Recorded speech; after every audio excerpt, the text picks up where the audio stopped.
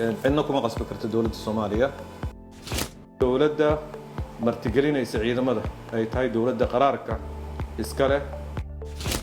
Ethiopia, and as I mentioned earlier, chose not to respond in the same manner when it was attacked in recent communication and press conference by certain, I would underline certain, Somali government official.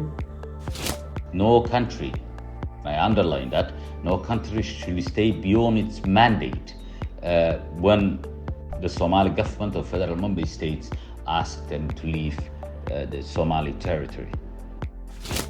It has other alternatives. Egypt can do many other things and use other venues other than Somalia to fight Ethiopia. Already you have a situation where cooperation amongst troop contributing countries in ATMIS is weak. And imagine, if we're at a situation where they're actively opposing each other. Can Ethiopia and Egypt be both part of an AU mission in Somalia post-January 2025? Can we separate the AU post-ATMIS mission debate from the debate around Somaliland and Ethiopia's MOU of January 2024? And what's the state of preparation of the Somali security forces? Are they ready to take over security responsibilities in January 2025? This and much more in our inaugural episode of Balqiis De-Complexified.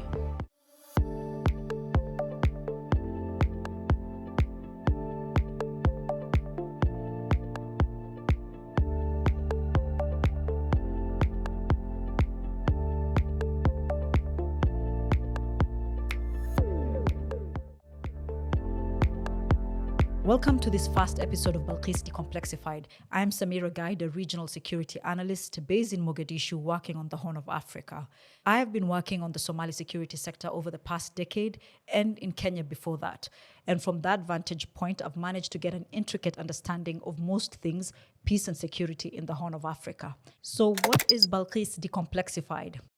I thought of Balqiis a few years ago when I started my career as a regional security analyst, when I constantly met audiences that really wanted me to decomplexify issues in Somalia or issues on the Horn. And everyone constantly repeats the Horn is complex, Somalia is complex. So this is my attempt on decomplexifying without making it much more complicated. With Balqiis De-Complexified, we will try to tackle one topic a month and decomplexify it for our audience. For the month of August, what Balqiis has been working on has been the AU forces in Somalia. And this podcast will tie in all the other products that we've distributed over the course of the month on our social media and our website. For this month, we have talked about the AU forces in Somalia in various ways. We had an explainer video that really described the history of the AU mission and where we are right now. We had Vox Pops in Mogadishu streets where we had the voices of citizens talking about what they think about AU forces in Somalia and the preparation of Somali security forces. We had a policy brief that also gave recommendations for what this new mission that's coming in January 2025 should look like. And then we also had a public engagement session where my colleague Ahmed Hadi sat with young people in Mogadishu and discussed the AU mission in Somalia, the future of it, what the perceptions are really on the ground. And this podcast is supposed to tie that all in and maybe introduce whatever else that I felt is really necessary to this debate. So why AU forces in Somalia? Why is this so important to Somalia or the region? AU forces in Somalia moved in 2007. This was after state collapse in 1991, where we had fragmentation of the country, civil strife. And in 2000, after the rise of terrorism, the West and the region was very interested in what happens in Somalia and ensuring that there are no ungoverned spaces that would allow for terrorism to take root. And with that, there was a support for a transitional federal government that led to the unilateral invasion of Ethiopian forces in support of that TFG. And then, of course, AMISOM coming to replace the Ethiopian troops in Somalia in 2007. So where are we today? Somalia has progressed since 2007, and so have the African Union. From AMISOM in 2007, that then moved to ATMIS in 2022, and then now we're expecting AWESOM in 2025 January. And the Somali security forces have also progressed from 2007. There was a small force that moved from Baidoa to Mogadishu for the capture of Mogadishu, and since then, progressively the forces have improved, and you have now increased capabilities. But are the Somali security forces ready to take over complete responsibilities of their security? inside Somalia, that's still up for debate. qadiyaddii noogu muhiimsanayd oo ahayd dib u xaraynta soo celinta nabadda xasilinta iyo dhismaha ciidamada qalabka sida waxaa maragma doonto ah guulaha ay gaareen ciidamadeenna xoogga dalka Soomaaliyeed iyo ciidamada difaaca dadweynaha ee loo yaqaano macusleyda deegaanadii la xoreeyay qaarkood waxaa maanta ka socda barnaamijka xasilinta oo ah dib u soo noolaynta iyo dib u dhiska adeegyada bulshada waxaan soo booqday maalmo ka hor mid ka mid ah meelihii laga xoreeyay sanad ka hor khawaarijta iyadoo isbeddel ka muuqda dhanka nolosha dhaqaalaha amniga iyo adeegyada bulshada ee asaasiga ah in ka badan dhowr iyo 10 sano kadib maanta wax qarsooni ma jiraan inta aan ognahay dadku ka badan ay ogyihiin marka in aan maanta guuto dagaalami kartaa jirin wax xaqiiqo saraakiisha ciidamada ay kula wadaagayaan ma aha tira yari nidaamka ciidanka loo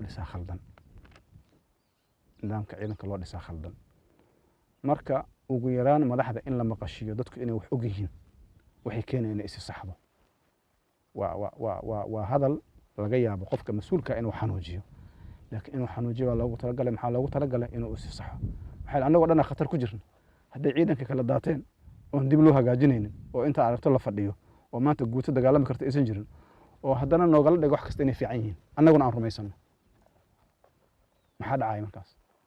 So back to the issue of the new mission and why it's so controversial at the moment. Through our other products, we've tried to describe what are the complications around a post-ATMIS mission, why it's opposed by others, why it's supported by others. And we learned that through our Vox Pops and through our public engagement. And also our policy brief offers recommendations on how to avoid the pitfalls that ATMIS and AMISOM before it went through.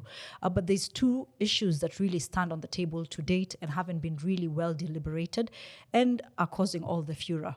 One is the composition. What are the countries that are going to be part of this post-ATMIS mission? Number two is the financing. Who's going to pay for this post-ATMIS mission? The composition of the AU forces in Somalia has always been a controversial topic. Right to the beginning of the mission, when AMISOM first started, it came about because Somalia demanded that Ethiopian forces withdraw and are replaced by an AU force, and that happened in 2007. And for a number of years, the AU tried to have forces that are not neighboring countries be part of the AU mission. And that was kind of difficult because not many countries were willing to lose the number of lives that you can lose in a bloody mission that AMISOM was, especially in those first years. Then eventually, these neighboring forces being rehatted into AU forces. And that's how you get Ethiopia and Kenya part of AMISOM and now ATMIS. And so, to date, we have this debate again on the table because, as you discuss a post-ATMIS mission, Somalia and Ethiopia are embroiled in a debate around the MOU, the illegal MOU, as Somalis call it, that was signed between Ethiopia and a region of Somalia, Somaliland. And so, because of that debate, there's been increased interest on who the troop contributors will be post-January, with Somalia saying that categorically Ethiopia cannot be part of an AU mission post-January 2025 if they do not withdraw on the MOU. طبعا annaga ka positionkeena dawladda Soomaaliya waana cadaynay ciidanka Ethiopia ka mid ma noqon doono ciidamada sii joogi doona dalka December sanadkan wixii ka dambeeya arrintaas waa arrin dawladda Soomaaliya go'aan ay qaadatay maaragtay sababahana de waad garanaysaan xaaladda iyo xiriirka dawladda Soomaaliya iyo shacabka Soomaaliyeed ay hadda maanta la leeyihiin maaragtay Ethiopia. Somalia has gone a step further since this debate around the MOU. Somalia has gone around the region and even further afield and has sought countries that are willing to join the AU forces in January 2025. And this brings us to the debate around Egypt. Egypt and Djibouti, in a recent PSC meeting, offered their candidacy to be among the countries that will be part of the post-ATMIS mission. This invitation by Somalia of Egyptian forces into Somalia has, of course, caused tensions that were historically present between Egypt and Ethiopia to revive. There's been fears by others of a proxy war between Egypt and Ethiopia on Somali soil, but there are others who also see this as a negotiating point for Ethiopia to withdraw the MOU that it has with Somaliland.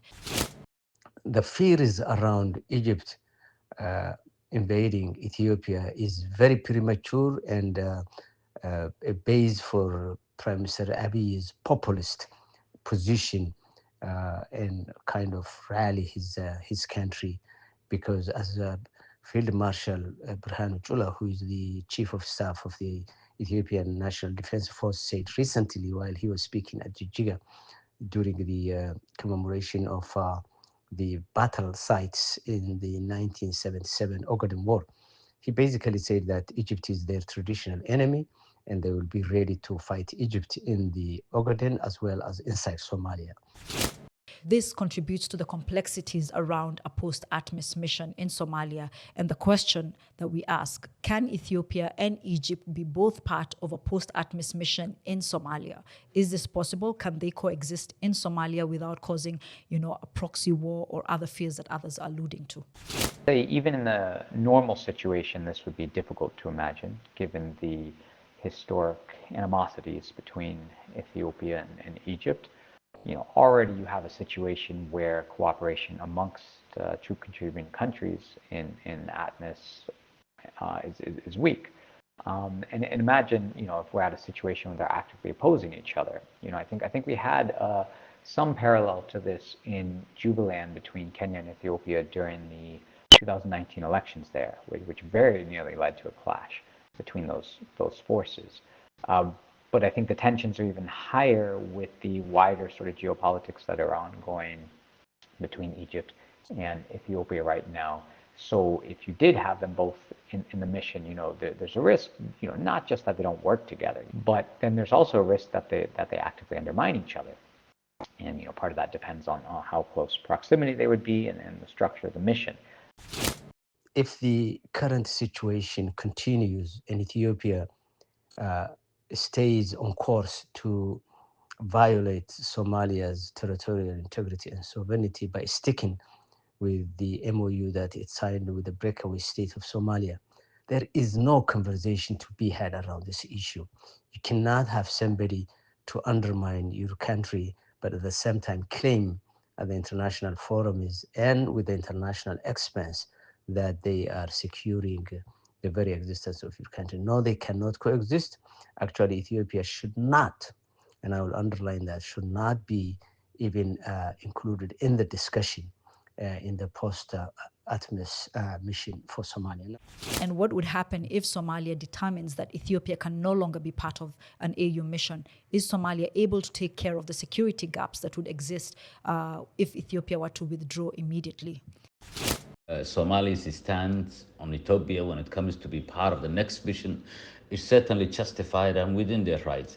However, one has to consider that Ethiopia is fully immersed by providing protection to certain federal member states, Southwest, Jubaland, Hiran region, and along the borders in Galmudug. Untangling this without creating a security vacuum, it's what's required from the FGS in collaboration with FMS. And I think we can look at, again, a historical parallel in 2016-17. There were some towns that Ethiopian troops suddenly sort of vacated. And some of those towns have been under al-Shabaab control since then, and some were key targets within this recent offensive, 6, 7, 8 years later. So, of course, there is more Somali capacity than that time, but it would still stress that capacity, I think. And the third question that I would like to ask, can Ethiopia stay in Somalia unilaterally without Somalia's approval? Is this possible, and what would this cause? Relying on foreign forces, Uganda, Kenya, Ethiopia, Burundi, and Egypt, and at times hostilities towards each other to keep our security is a short-term vision for a long-term and protracted problem. Hence, I believe we as a nation, FGS, including federal member states, need to sit down, design, plan, and implement how this country will look like in the future.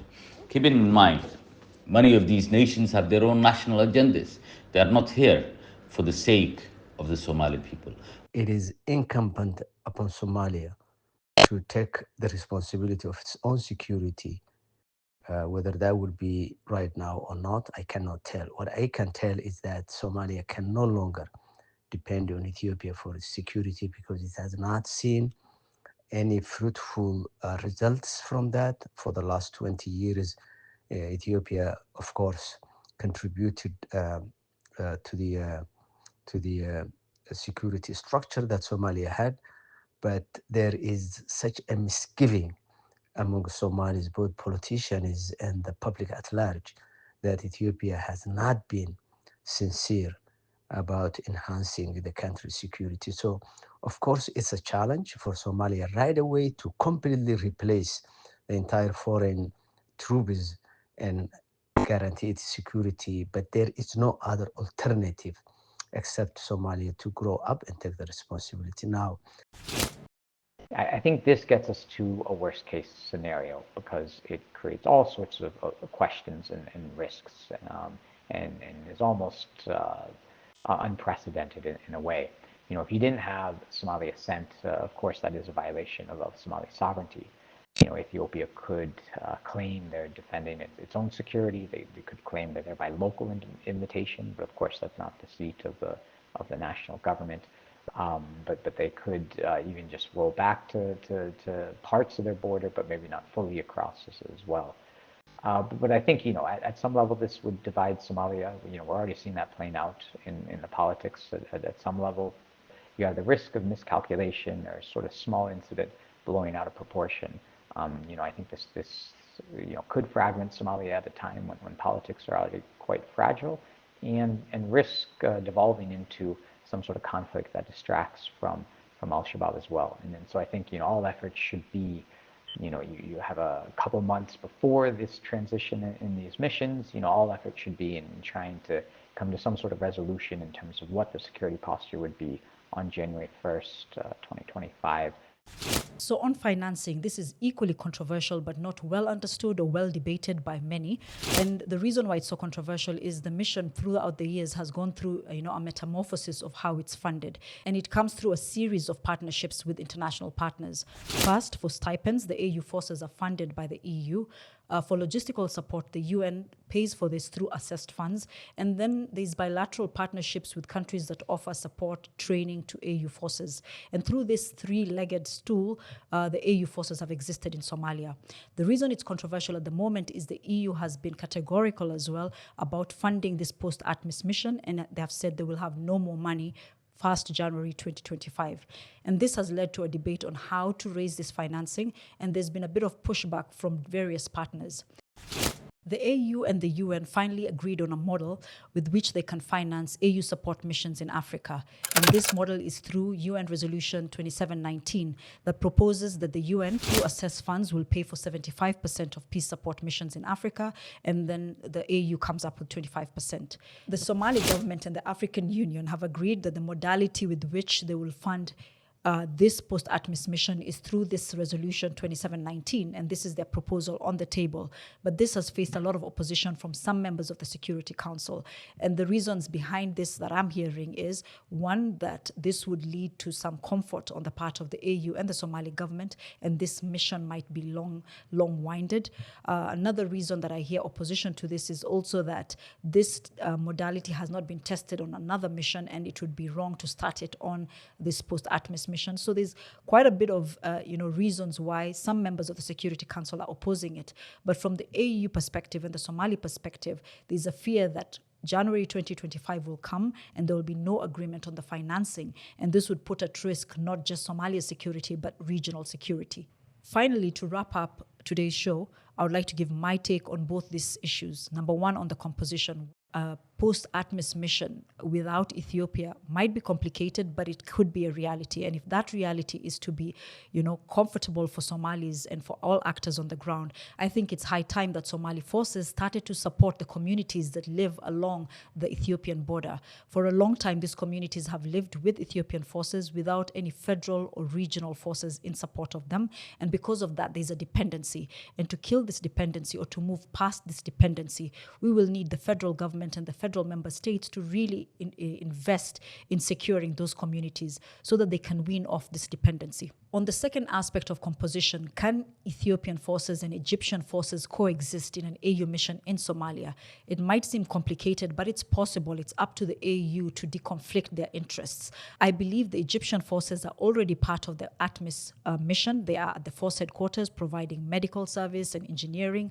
They can be now transformed into troop contributors, but it's up to the AU to ensure that there is no conflict by possibly posting Egyptian troops to the border of Ethiopia. That would, of course, not be looked well upon by Ethiopia. It's really up to the AU to define what these new troop contributors can do and where they can do it. On the question of what Ethiopia would do if Somalia demanded before the end of the year that they leave Somalia. Number one, Ethiopia could leave Somalia and move to their borders and create the buffer zone that they have created within Somali territory now on Ethiopian territory. What would that mean? There might be security gaps on the Somali side. And what does that mean for the Somali government? The Somali government and the AU need to work from now to December 2024 to ensure that if that's the eventuality, Somali security forces or AU forces are in place to protect communities in that area. And I think this is a very urgent matter. The second option open to Ethiopia is for them to stay unilaterally, and this is not uncharted territory. Ethiopia has done this before. And what does this mean? It means that this strengthens the argument by terrorist groups like Al-Shabaab that Ethiopia is not in Somalia for peacekeeping. It's here to, extend its authority over Somalis. And it's an eventuality that I think none of us want to see happen in Somalia. So what's the way forward? The way forward would be that the talks that are being held by Somalia and Ethiopia in places like Ankara bear fruit before the end of the year. Because January 2025, without clarity on what the security infrastructure in parts of Somalia would be, is a very scary option. On the financing aspects, this really up to the international community to come around the table and really come up with solutions that would fit the Somali model. Somalia so far has really progressed thanks to the AU forces. Somalia is now weaning itself off AU forces, but they still have some way to go. For us to get past this, there's several recommendations on how financing could be looked at, but I feel like the pressure towards the end of the year is a bit too high, and maybe we could do with a technical rollover of ATMIS for the first quarter of January 2025. Thank you for joining us on this first episode of Balqiis De-Complexified. We hope that you will join us on this journey. We will have experts and policymakers in future episodes debating these issues. We aim to focus on just peace and security in the Horn of Africa for all our episodes. Please follow us on our socials, Balqiis Insights, YouTube, Facebook, Twitter, Instagram, and TikTok, and visit our website, balqiis.org, where you can find our policy brief and much more. Thank you.